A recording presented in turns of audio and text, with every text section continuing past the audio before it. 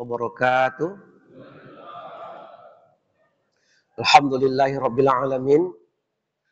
Wala aqibatu lil muttaqin wala udwana illa 'alal zalimin. Asyhadu an la ilaha illallah wahdahu la syarikalah wa asyhadu anna Muhammadan abduhu wa rasuluh.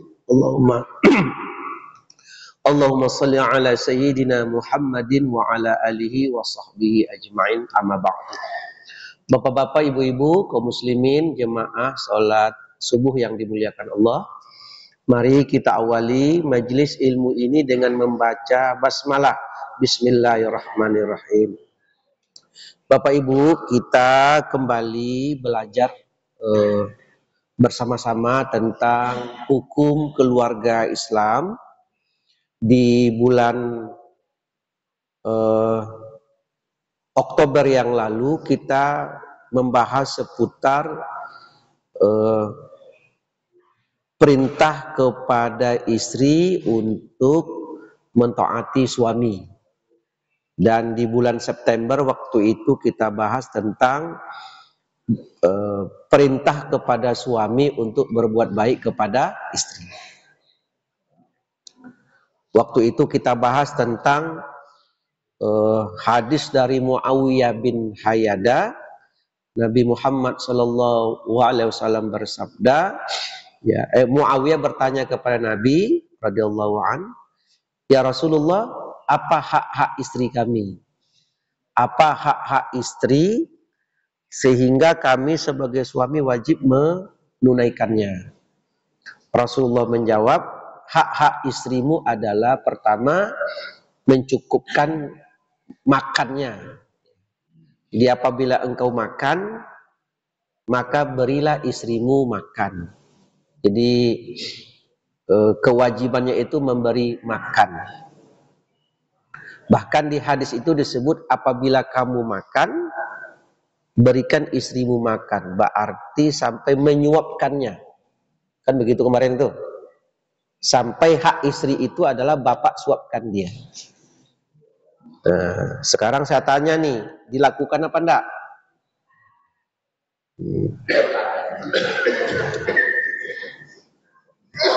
Ya. Kadang-kadang ibu-ibu ini dilakukan oleh suami macam itu, keluar pula cakap dari istri ini, meninggalkan perang ya Bang Libang katanya. Ya, itu di beberapa pertemuan yang lalu ya Bapak Ibu sekalian. Nah, di kesempatan ini kita akan bahas tentang an-nafaqatu 'alal iyal, yaitu bagaimana kewajiban nafkah dalam keluarga. Jadi beban nafkah. Ini harus kita bahas Bapak Ibu sekalian, nanti kita buka tanya jawab. Bagaimana beban nafkah itu menjadi tanggung jawab bagi seorang suami, atau nafkah itu menjadi tanggung jawab bagi seorang ayah. Kalau ayahnya masih hidup, suami masih hidup, kewajibannya itu kewajiban nafkah. Kalau nanti seorang suami atau seorang ayah meninggal dunia, maka nanti harta-harta yang dimilikinya itu menjadi warisan yang diwariskan kepada keluarganya atau kepada ahli waris. Maka harapan kita, harta-harta yang ditinggalkan oleh mayit yang wafat, berharap kita harta itu menjadi sumber mata air bagi anak-anak dan istri supaya mereka bisa hidup lebih baik. Tapi jangan menjadi sumber air mata yang mengakibatkan anak-anak saling berselisih dan saling berbeda pendapat. Di dalam minggu-minggu ini kami banyak menyelesaikan perkara warisan yang memang dulu pada zamannya tidak dianggap aset yang berharga, tetapi begitu di atas tahun 2020 aset itu melambung, 1 meternya 2.100.000.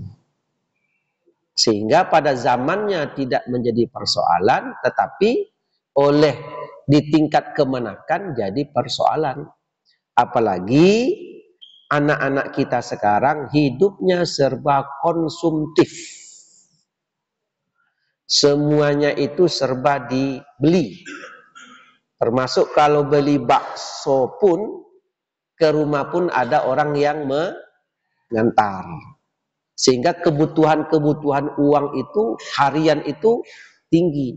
Sehingga dia men-searching aset-aset. Dulu tidak jadi masalah, sekarang jadi masalah. Nah, jadi harta waris tidak lagi menjadi sumber mata air, tapi menjadi sumber air mata. Ya. Nah, oleh karena itu perlu dibahas dalam kajian-kajian hukum keluarga Islam. Nah, hari ini kita bahas tentang nafkah.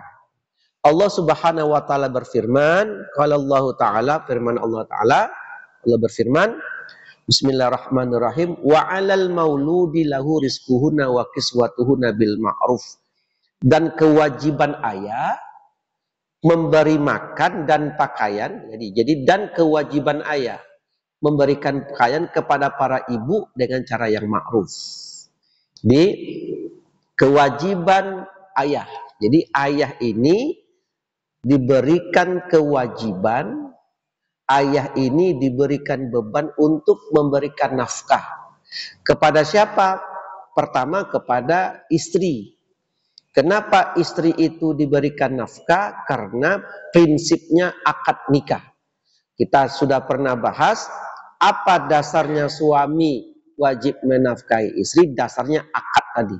Jadi akad nikah itulah yang mengakibatkan wajib nafkah.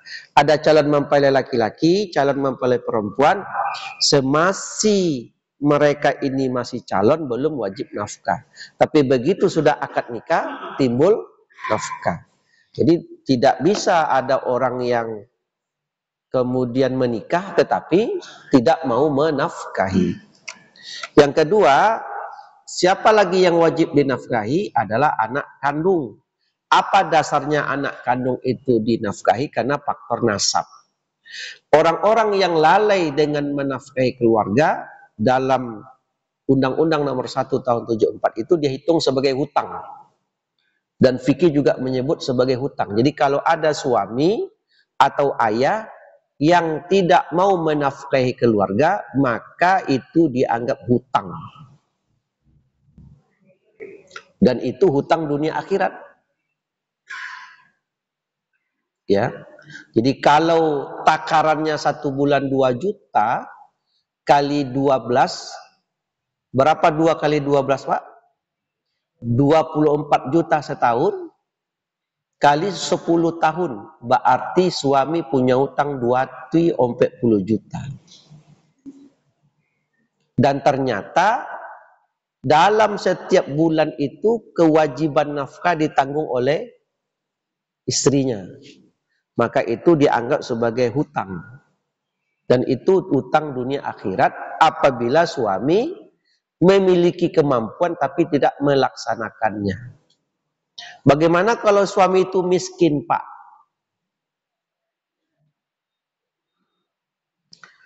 Ingat, beban, nah, kan gitu kan. Kalau sekarang suami yang dianggap sebagai hutang itu suami yang memiliki kemampuan tapi lalai dan tidak menunaikannya. Ya. Kalau suami itu miskin berarti dia tidak memiliki kemampuan. Dia bebas dari tanggung jawab hutang nafkah tadi. Maka Allah berfirman di surah Al-Baqarah 233, liyunfiq dzu sa'atin min sa'atihi wa man qudira alaihi rizqu falyunfiq mimma atahullah la yukallifullahu nafsan illa ma ataha. Ini surah At-Tolaq ayat 7 ya, maaf. Surah At-Tolaq ayat 7.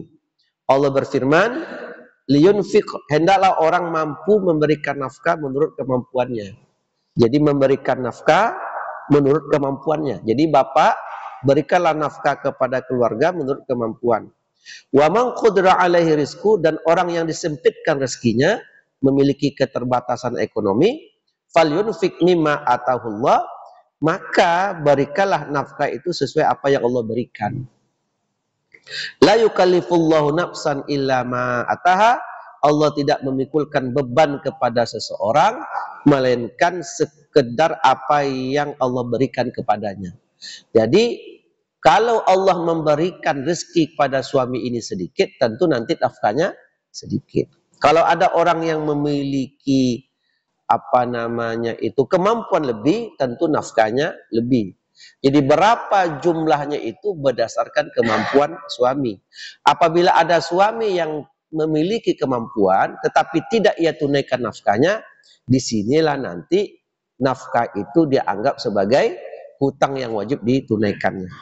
Bahkan seorang istri bisa mengajukan gugatan ke pengadilan untuk mengeksekusi, mengambil sebagian harta yang dimiliki oleh suami untuk diambil untuk anak-anaknya.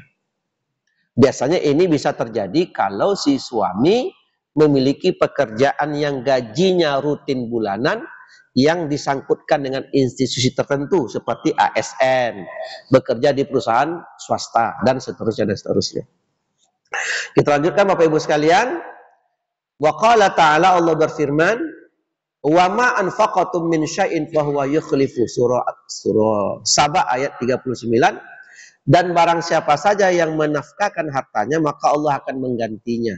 Jadi bapak-bapak, ibu-ibu, para suami ya, begitu seorang suami menafkahi keluarganya, maka Allah akan menggantinya dalam bentuk pahala yang besar di sisi Allah Subhanahu wa taala. Ya, nafkah. Nah, Bapak Ibu sekalian yang dimuliakan Allah Subhanahu wa taala, kita baca dulu beberapa ayat dan hadis, nanti kita buka tanya jawab. Ada hadis dari Abu Hurairah radhiyallahu anhu, qala Rasulullah sallallahu alaihi wasallam, dinarun anfaqatahu fi sabilillah. Kalau kalian punya dinar, punya uang, maka nafkahkanlah di jalan Allah. Wa dinarun anfaqatahu fi raqabah. Yang kedua, kalau kalian punya uang, punya dinar, maka infakkanlah untuk memerdekakan budak. Ketika hadis ini dikeluarkan, masih ada praktek perbudakan. Wa dinarun tasaddaqta bihi ala miskin. Kalau kalian punya uang, maka sedekahkanlah untuk orang-orang miskin. Wa dinarun anfaqatahu ala ahlika a'dhamuhuma ajranil ladzi anfaqatahu ala ahlik. Dan maka yang paling besar pahalanya adalah uang dinar yang kalian nafkahkan untuk keluarga. Jadi kalau ada nafkah ke fakir miskin, nafkah ke sabilillah, nafkah kepada memerdekakan budak, maka pahala menafkahi keluarga itu jauh lebih besar daripada bersedekah. Kenapa seorang suami yang menafkahi keluarganya itu pahalanya jauh lebih besar daripada bersedekah kepada fakir miskin? Karena menafkahi keluarga itu hukumnya wajib, sementara bersedekah itu hukumnya sunat. Maka melaksanakan kewajiban itu pahalanya jauh lebih besar daripada bersedekah ke fakir miskin. Bapak Ibu sekalian, yang ada di hadapan saya ini adalah ayat-ayat atau hadis-hadis yang menjadi dasar bagaimana nafkah itu ditunaikan dalam keluarga. Maka kenapa laki-laki yang menjadi pemimpin dalam rumah tangga? Kenapa sebabnya? Itu bukan karena sebab bos dengan anak buah, suami bos, istri anak buah, tidak. Kenapa suami jadi pemimpin dalam rumah tangga? Apakah karena hubungan atasan bawahan? Suami jadi atasan, istri jadi bawahan? Tidak. Tetapi suami yang menjadi pemimpin itu karena faktor tanggung jawab itu ada sama suami. Maka suami menjadi orang yang bertanggung jawab untuk menafkahi keluarganya. Maka dari satu sisi, seorang istri mesti mematuhi suaminya karena suaminya yang bertanggung jawab.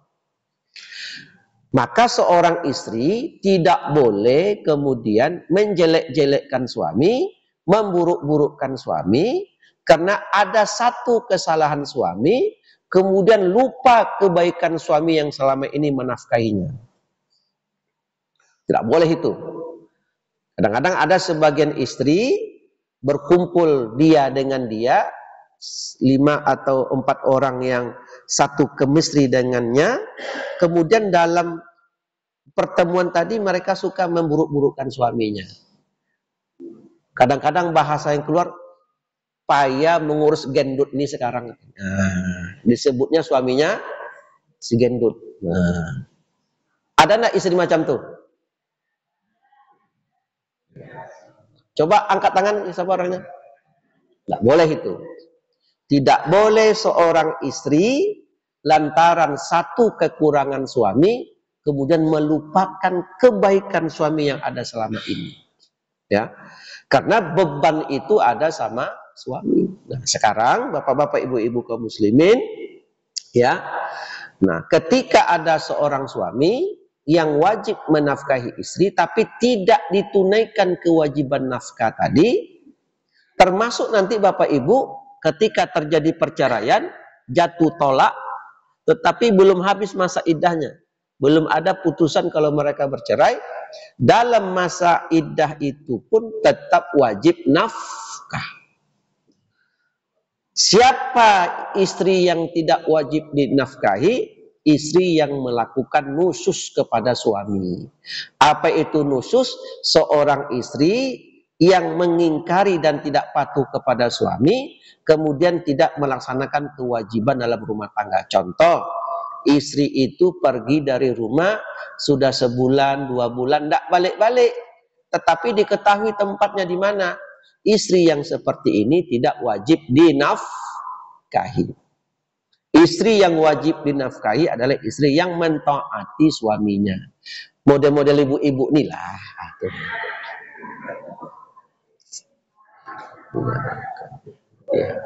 Ya, model ibu-ibu nih tidak membantah cakap suami, patuh kepada suami. Kalau diminta kopi sebegitu diminta langsung datang. Kalau barolek keluarga suami cepat tanggap. Nah, kan itu tuh. Iya macam tuh. Senangnya hati. Bapak-bapak betul macam tuh, Pak. Nah, kan.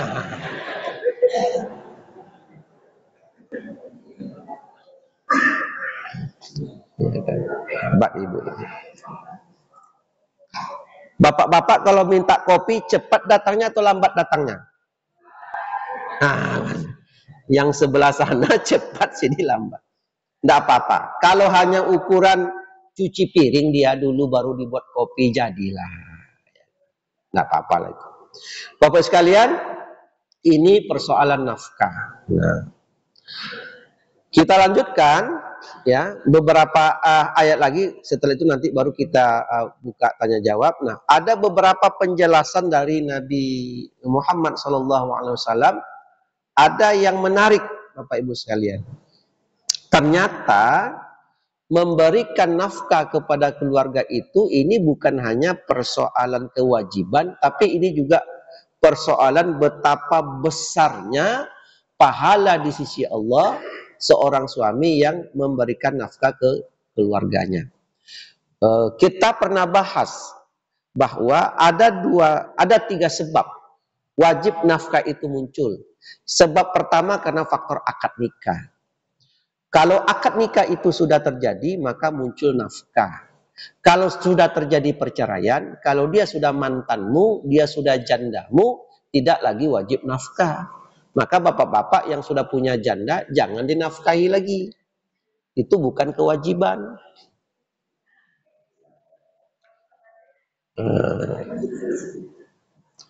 Yang kedua, wajib nafkah itu karena faktor nasab, kandung.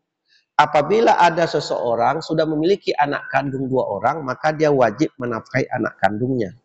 Ketika terjadi perceraian antara dia dengan istrinya, maka ke istri stop tidak wajib nafkah, tapi anak tetap wajib. Ketika istri ini menikah dengan suami barunya, maka itu istri menjadi tanggung jawab suami barunya untuk menafkahi, tapi anakmu tetap tanggung jawabmu, tidak tanggung jawab suami barunya. Apakah suami barunya itu wajib menafkahinya? Tidak wajib. Kenapa? Karena bukan nasabnya. Disinilah akan terjadi problem sedikit. Dia tinggal bersama ayah tirinya, tapi posisi nafkah kepada ayah nasabnya. Kan begitu tuh. Nah, jadi akibat nasab. Termasuk juga pernah kita bahas, kita ulang-ulang kan Bapak Ibu kan tidak bawa catatan nih. Kalau ukuran-ukuran di kelas, ini sudah disuruh keluar kelas ini. Yang tidak bawa buku, bawa catatan nih. Tapi biarlah, ya biarlah tidak apa-apalah. Duduk aja sini sudah hebat. Yang kedua, menafkahi ayah ibu kandung karena faktor nasab. Jadi kalau ada ayah ibu kandung tidak bisa lagi menafkahi dirinya sendiri, maka anak wajib menafkahi ayah ibu kandungnya. Kenapa dasarnya ayah ibu kandung tidak wajib dinafkahi oleh anaknya? Karena faktor nasab tadi. Nah, maka ibu-ibu, wahai ibu yang punya suami, kemudian suami ibu masih punya ayah ibu kandung, maka ibu mesti dorong suamimu untuk menafkahi ayah ibunya. Jangan dilarang-larang. Kalau dilarang itu hukumnya zalim. Maka ibu setiap hari Sabtu, kalau belanjanya di hari Ahad, Sabtu ingatkan, Bang, sudah abang antar belanja ke rumah ibu. Itu harus kalimat yang keluar setiap hari Sabtu. Kalau belanjanya hari Ahad. Asal pagi Sabtu, Bang, sudah abang antar belanja ke rumah ibu. Belum deh, antarlah Bang, ditunggu-tunggu tuh. Berapa abang kasih? 400.000. Kurang tuh Bang, cabai 110.000 sekarang. Ayam sejak ada MBG ini mahal, telur mahal, 400.000 tuh Bang, itu nggak dapat apa-apa. Nih adik tambah 200.000. Ditengok-tengok siapa betul lah istri bapak nih ya. Rupanya jemaah Masjid Darul Aman. Udah berubah sejak pengajian nih. Satu kali itu aja, minggu depan tiap hari mah Bang katanya ya. Harus seperti itu. Jadi ibu dorong. Kalau ibu membatasi suami menafkahi ayah ibu kandungnya, itu perbuatan yang zalim namanya. Kenapa? Karena menafkahi ayah ibu kandung itu hukumnya wajib. Apabila ayah ibu kandung tidak bisa menafkahi dirinya sendiri, maka hati-hati wahai anak, jangan kamu hanya sibuk mengurus anakmu saja, mengurus istrimu saja. Kalau ada telepon datang dari seorang perempuan, ya nanti sore. Telepon jam 11, makanan sudah tersedia, yang telepon seorang perempuan, ya nanti sore. Jam-jam 3 lah, atau jam 5, asar dulu. Tapi ada yang kedua, nasi sudah terhidang dengan kawan-kawan, dengan konco-konconya, jam 11, mau makan, datang telepon.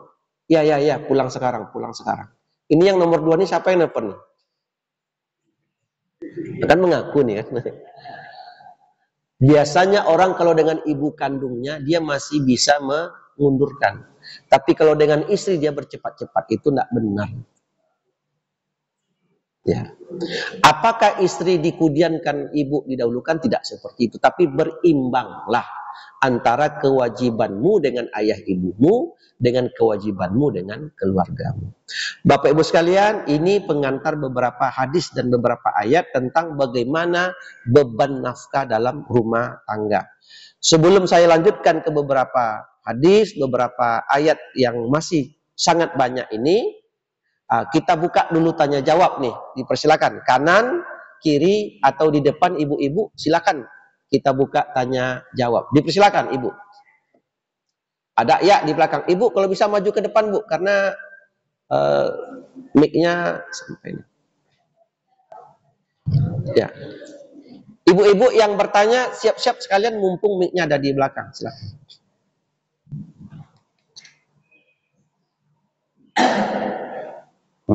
Silakan Bu. Assalamualaikum warahmatullahi wabarakatuh. Waalaikumsalam.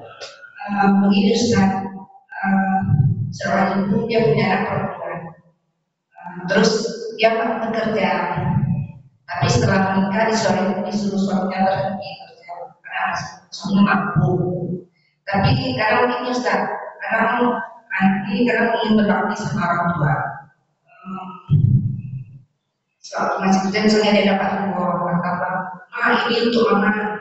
Tapi setelah menikah kan tentu tak bisa gitu lagi. Misalnya dia kasih dia sama suami sekarang orang tua, nggak harus izin suami. Karena suami ini kadang nggak sama Ustaz. Kadang dia nggak seperti itu, kadang orang tua perempuan minta terus. Nah itu Ustaz, apa salah kalau orang tua yang perempuan mau akan bekerja? Jadi pertanyaannya, ada seorang ibu punya anak perempuan. Ibu ini sudah janda. Masih ayahnya masih ada. Enggak, artinya seorang perempuan, seorang ibu punya anak perempuan. Ya, bekerja, punya pendapatan sendiri. Terus dia punya suami. Anak saya dia sesuatu. Dan mama pergi, nanti kan kalau bersuami nanti kan di aslinya suami karena dia tak bekerja. Berarti karena suaminya mampu kan? Iya. Ini problem nih. Jadi kalau dia bekerja, kalau dia memiliki pendapatan sendiri, dia bisa langsung memberikan orang tuanya tanpa izin suami karena dia memiliki pendapatan sendiri.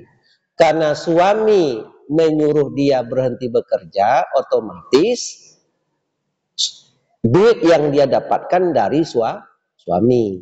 Nah, begitu dia mendapatkan duit hanya dari suami, ketika akan membantu orang tua sendiri tentu izin suami. Memang harus seperti itu.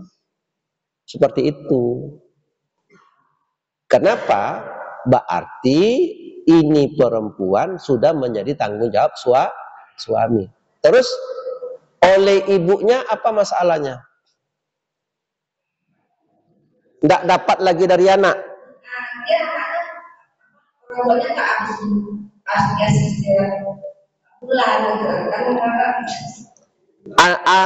jadi begini, baik-baik batilah kita, karena anak ini tidak bisa lagi memberi seperti biasa. Memang macam itu, Bu. Karena begitu ibu relakan dia menikah dengan seorang laki-laki, maka anak kita ini menjadi tanggung jawab suaminya. Dan pahala dia adalah sama suaminya. Nah, pertanyaan ibu tadi adalah sehingga dia tidak bisa lagi memberi kepada orang tua kandungnya, yakni ibunya tadi. Ya, saya pikir ibu ikhlaskanlah. Jangan dibuat anak ini berada antara dua sisi. Antara suaminya dengan orang tua. Ini diingatkan kepada para suami, jangan membatasi istri membantu orang tuanya pada hal-hal kepatutan dan kepantasan. Kalau hanya diberikan makan, minum, ditraktir, dibungkus ini, bungkus itu, dibayar BPJS-nya, itu hal-hal yang dalam kepatutan. Tapi dibelikan pula orang tuanya emas, 2 emas, 3 emas, itu di luar kepatutan. Kalau memang aset suami itu banyak, ya tidak ada masalah. Jadi ingat, jangan seorang suami, nah saya ingat nih, saya ada beberapa suami istri yang konsultasi ke saya, ya kan? Begitu menikah dengan dia, diputuskan hubungan dengan keluarga nasabnya dengan alasan bahwa istri ini sudah menikah dengan dia. Itu tidak boleh itu. Itu tidak boleh. Karena ingat, hubungan perempuan itu denganmu hubungan akad nikah. Tapi hubungan dia dengan keluarganya hubungan nasab. Itu tidak akan pernah putus. Apa saja yang membatasinya istri dengan keluarga denganmu, itu hanya faktor nafkah dan kewajiban dalam rumah tangga. Maka suami itu jangan membatasi. Itu istri tidak lagi memberi kepada ibunya karena memang tidak ada yang diberi atau dilarang oleh suami. Karena kasusnya bisa berbeda-beda nih. Kalau memang ada barangnya mau dikasihkan ke ibu kandung, dilarang oleh suaminya. Sini nomor telepon suaminya, biar saya telepon. Itu tidak boleh tuh. Dengan kepatutannya Bu ya. Cukup Bu? Nah, jadi kita suami ini tidak boleh membatasi istri berhubungan dengan keluarga nasab padahal yang patut dan ma'ruf namanya. Ya, silakan kalau ada lagi pertanyaan. Ini nih sebelah kiri, yang ini. Ibu-ibu masih ada? Tidak, ya masih. Banyak. Maksudnya masih ada tuh masih ada pertanyaan. Ya, silakan. Silakan Pak. Assalamualaikum warahmatullahi wabarakatuh. Waalaikumsalam. Terima kasih Ustaz. Ini dengan dunia modern sekarang Ustaz. Ya. Memang terjadi pergeseran dalam rumah tangga Ustaz. Ya. Secara makro.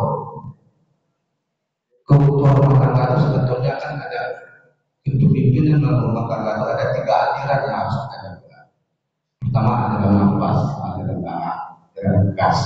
Semua sekarang sudah dikuasai oleh aliran nafas, aliran gas. Kas keluar. Ya, kas tas itulah ya. Kas. Aliran cari duit, belajar duit. Sudah tuh sekarang hampir saya lihat hampir 70% 60% dikuasai oleh perempuan. Karena memang zaman sekarang pekerja muda perempuan. Sudah tuh kehidupan masyarakat konstruktif. Kalau suaminya bekerja, seperti contoh PNS atau pejabat, dia memperhatikan seluruh keluarga emaknya, keluarga istrinya. Itulah akibat terjadinya korupsi. Ini besar masalahnya Pak Ustaz. Jadi pertanyaan saya Pak Ustaz, ini harus pemerintah yang menjaga Ustaz ini sama. Bagaimana Bapak kerja untuk rumah tangga ini betul-betul dibuka? Ini kalau kita secara Islami ya, saya memang mengalami apa kata ibu. Seluruh istri saya tidak PNS Ustaz. Islam kedua saya waktu itu 3A, saya kasih. Kerjanya apa? Cuci piring, nyapu. Saya lihat tiap hari. Saya bilang nomor 2, saya bertanggung jawab saya. Itu nomor 2 saya pensiun. Tapi bertanggung jawab dalam menafkahi bukan. Saya membuatkan rumah orang. Di kampung saya buat rumah. Kalau enggak, walaupun saya buat rumah di kampung, dari kasih nama juga, kalau duit lagi nggak bisa. Makanya pertanyaan saya ini Pak Ustaz, bagaimana ya pemerintah dengan para ulama, dengan pemerintah ya tidak ulama ya kan dengan para pengarang juga memikirkan apa terjadi di sana. Sekarang banyak PHK bagi kepala rumah tangga. Ya saya kadang kasihan kepala rumah tangga. Dan jadi kacau rumah, tapi siapa lagi kalau ada kasusnya dikendalikan oleh pihak perempuan ini apa ya? Uang dari kampung buat kacau kalau semua negara termasuk di pemerintahan. Makanya kita Islami, makanya kita juga bertanggung jawab. Terima kasih Pak Ustaz. Ya. Lebih besar lagi Pak Ustaz. Ya. Salah. Nah, jadi begini, Bu. Ketika calon mempelai laki-laki, calon mempelai perempuan menikah atas suka sama suka. Betul apa enggak? Redho sama redho. Begitu mereka menikah, kemudian muncullah kewajiban nafkah. Bagaimana cara mereka mengatur rumah tangga, mengatur keuangan, itu diberikan berdasarkan kesepakatan mereka berdua. Itu tidak perlu diatur. Ada yang gaji itu diberikan full kepada istri, Di situ listrik, di situ gas, situ galon air, situ SPP anak, di situ pula ansuran julo-julo bulan ke bulan, sehingga suami tidak lagi memikirkan. Saya termasuk yang bagian ini karena pusing kepala saya, karena saya keluar. Tapi ada honor-honor lain yang istri tidak tahu. Nah, itu masalahnya. Disangkanya gaji bulanan itu banyak, rupanya yang ini banyak juga. Itu masalahnya. Itu diatur, Pak. Ada pula itu dihandle oleh suami. Suami yang bayar SPP anak, suami yang apa, tapi soal dapur istri. Sebenarnya itu tidak perlu diatur. Itu diberikan kepada kesepakatan suami istri. Dan setiap rumah tangga tidak akan pernah sama. Tidak akan pernah sama. Sekarang, ada suami bekerja, ada istri yang bekerja. Sekarang suami meminta istri bekerja. Itu kan juga kesepakatan berdua. Kalau istri mau, silakan. Dan boleh kan dibuat perjanjian. Bang, saya kalau menikah dengan abang, saya tidak mau berhenti bekerja. Saya dokter. Oh, enggak bisa, Dek. Kalau kita menikah, kamu harus berhenti bekerja. Kalau begitu, Bang, bukan abang suami saya. Paham itu? Dan itu kesepakatan. Ingat, rumah tangga itu adalah akad yang dibangun atas dasar suka sama suka, redho sama redho. Ketika suami meminta istrinya berhenti bekerja, istrinya mau, selesai perkara. Tak boleh diungkit-ungkit lagi. Itu keredoan masing-masing. Maka ridho itu kan puncaknya hukum. Maka berapa kita di masjid nih? Ada sekitar 100 pasang atau 50 pasang. Ke 50 pasang kita ini tidak akan sama rumah tangga kita. Betul apa enggak? Dan kalau ada orang yang menjadikan rumah tangga orang sebagai standar rumah tangga dia, kita bercerai dibuatnya. Karena tidak boleh memasang frame bingkai rumah tangga orang dipasang ke rumah tangga kita, tidak bisa anak sama. Ada suami, dia yang ke pasar. Kalau kami di Panam, sebagian dosen-dosen UIN, itu kalau Selasa pagi di pasar Selasa ketemu, saling membeli ikan. Ada pula yang tidak pernah ke pasar sama sekali. Itu diberikan kepada kesepakatan rumah tangga. Itu kalau soal rumah tangga. Tapi kalau soal memberikan kepada masyarakat lapangan kerja yang baik, lapangan kerja yang layak, agar kepala rumah tangga memiliki penghasilan dan itu diberikan nafkah ke anak-anak, ini 100%. Mudah-mudahan Prabowo dengar ini. Karena efek dari tidak adanya lapangan kerja bagi para suami mengakibatkan rumah tangga bermasalah. Kalau itu setuju saya. Tapi kalau istri sekarang ini sudah terlalu menguasai yang as tadi lah, tas, napas, itu sebagian saja, ya, sebagian saja. Karena saya sudah banyak menyelesaikan, menengok, menghadapi banyak perkara rumah tangga itu sebenarnya adalah kemesri, keserasian di antara suami istri saja. Saya pikir itu jawaban dari saya. Terima kasih. Masih ada pertanyaan? Ibu-ibu, ya. Nih, silakan. Ada nih. Yang di belakang ibu-ibu, ya, silakan, Bu. Ya.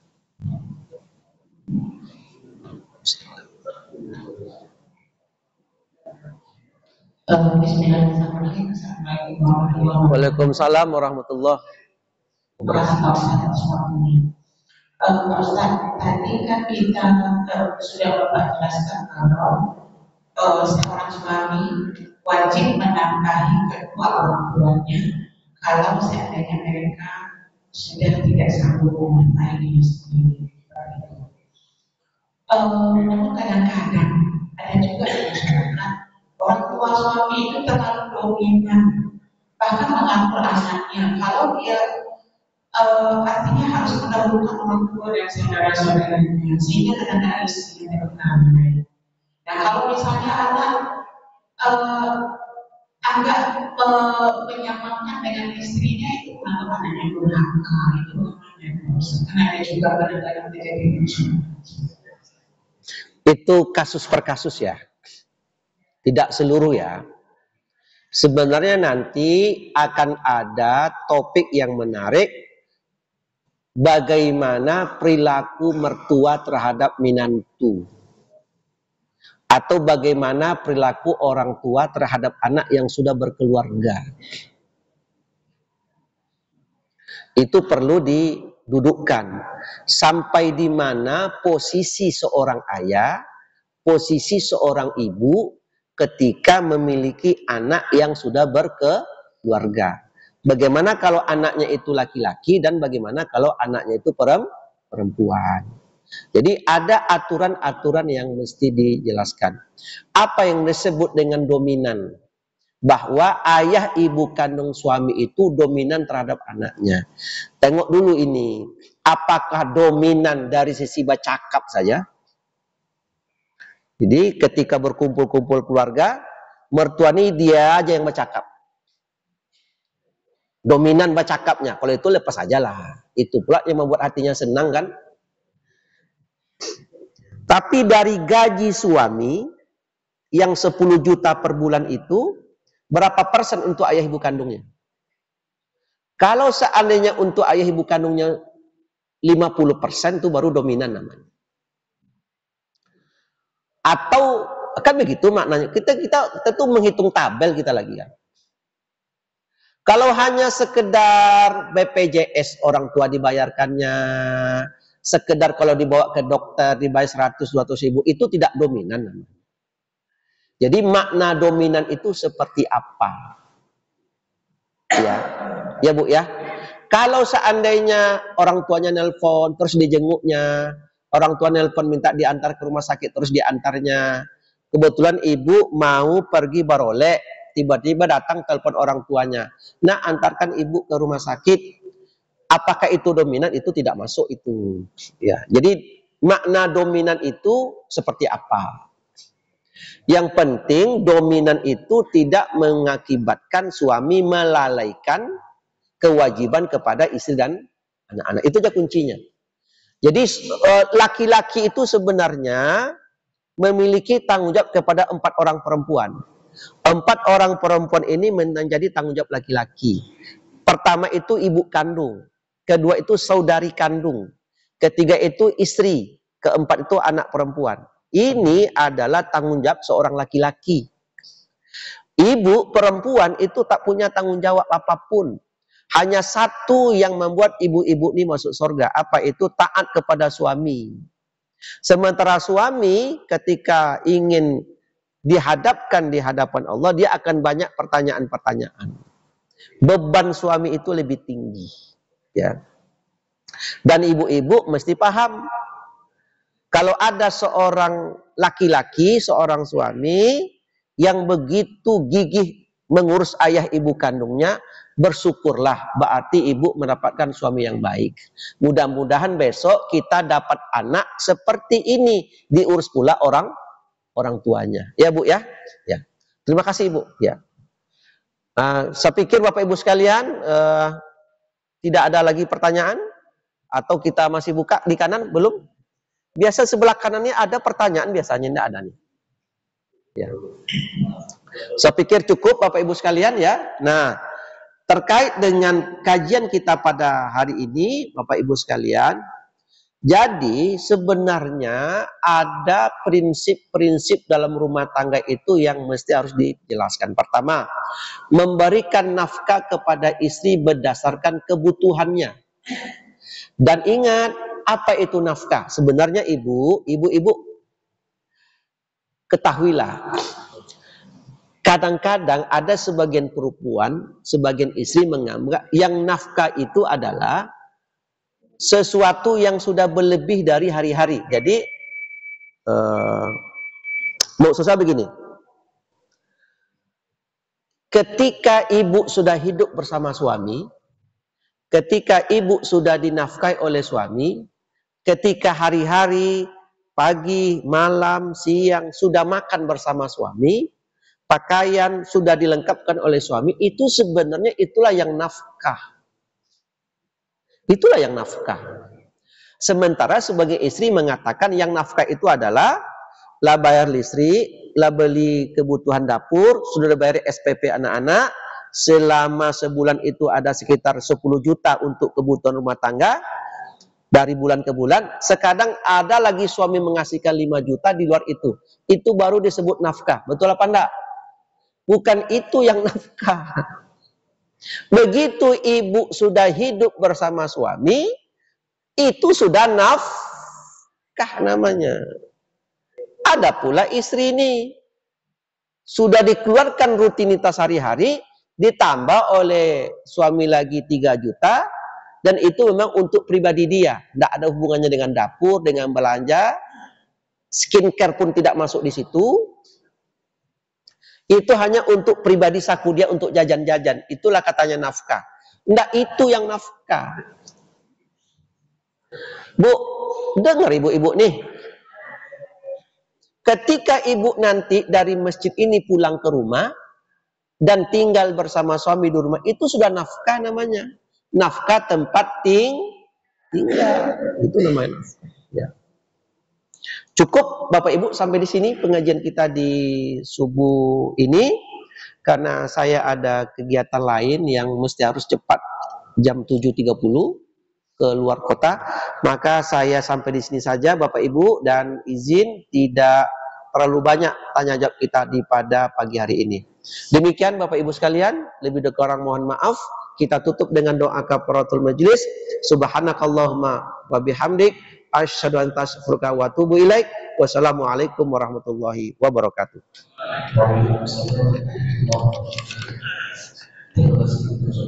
Langsung izin ya. Bapak Ibu, salam izin Pak. Assalamualaikum.